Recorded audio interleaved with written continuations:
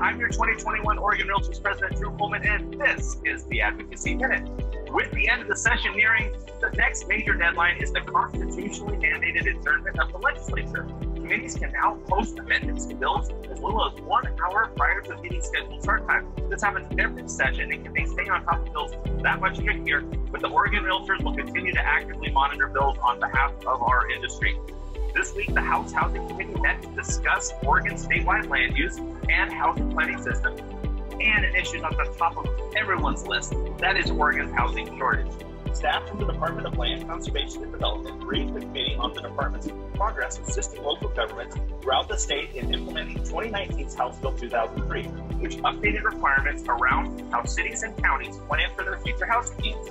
A couple of startling facts were brought to light during that hearing.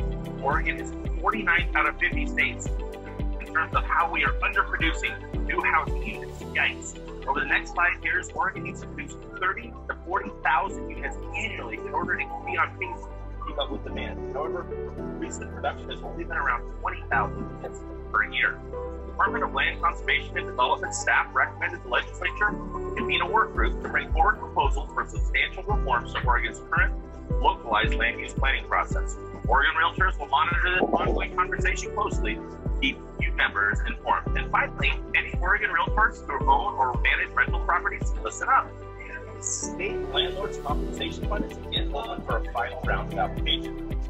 The steps to apply can be found on the Oregon Housing and Community Services website, and as you may recall, landlords can apply for relief to cover 80% of the rent they are owed by residential tenants dating back to April 2020 in exchange for forgiving 20% of the unpaid rent.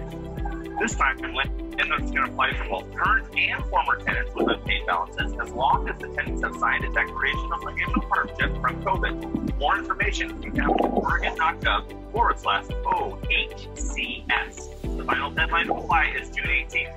That is it for this week. Join us next Friday for another